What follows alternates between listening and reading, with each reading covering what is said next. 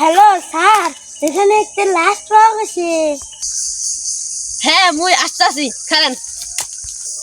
হ্যাঁ দাদা তাড়াতাড়ি ওই লোকেশন ট্র্যাক করো। ওকে ওকে আচ্ছা আচ্ছা লোকেশন ট্র্যাক করা হয়েছে?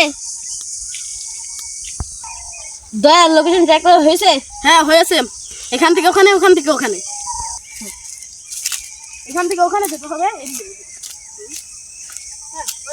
তুমি এমনি দাও, আমি এদিকে যাই। ওকে